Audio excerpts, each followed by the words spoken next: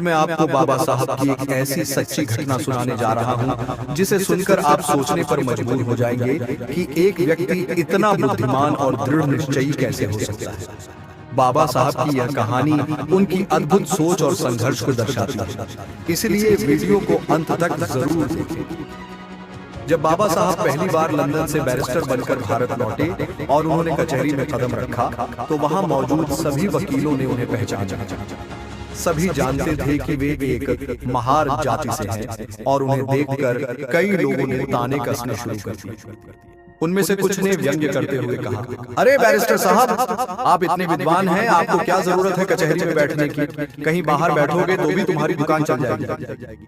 लेकिन बाबा साहब ने इन बातों को अनसुना किया और मुस्कुराते हुए अपना स्थान खोजने लगे। जब उन्हें कोई जगह नहीं मिली तो उन्होंने खुद एक कोना चुना, वहां सफाई की और बैठ गए। धीरे धीरे छोटे मोटे केस मिलने लगे और उनका काम चलने लगा। उसी दौरान एक सेठ और उसकी पत्नी का इकलौता बेटा फांसी की सजा पाए हुए था। उस सेठ ने पूरे मुंबई में बड़े बड़े वकीलों के पास जाकर मदद मांगी, लेकिन हर जगह उसे निराशा हाथ लगी। कोई भी वकील उसके बेटे का केस लड़ने को तैयार नहीं था। थक हार कर वह कचहरी पहुंचा, जहां कुछ लोगों ने व्यंग्य करते हुए कहा, सेठ, तुम्हारा केस वही लड़ेगा जो बाहर बैठा है, वह बहुत बड़ा बैरिस्टर है। यह सुनकर सेठ बाबा साहब के पास पहुंचा और रोते हुए उनके पैरों में गिर गया। बैरिस्टर साहब, मेरे बेटे को बचा लीजिए, अगर वह नहीं बचा तो उसकी माँ भी गम में मर जाएगी। बाबा साहब ने उसकी पीड़ा देखी और कहा, तुमने पहले यह फाइल किसे दिखाई है?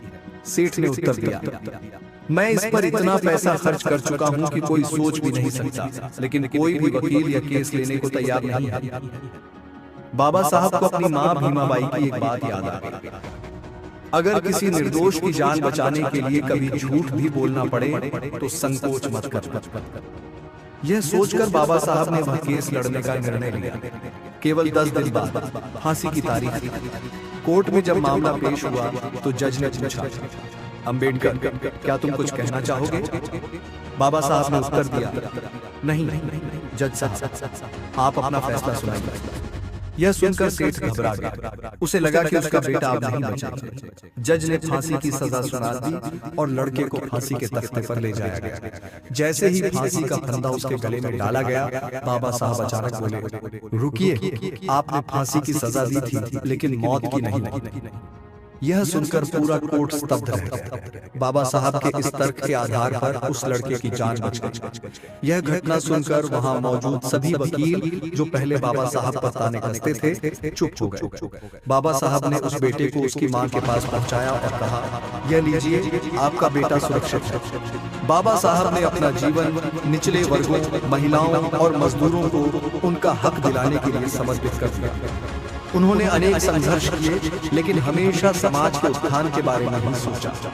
अगर आप बाबा साहब के विचारों को मानते हैं और उनके बारे में अधिक जानना चाहते हैं तो इस चैनल को जरूर सब्सक्राइब करें। अगली वीडियो में फिर मिलते हैं। जय भीम, नमो बुद्धाय।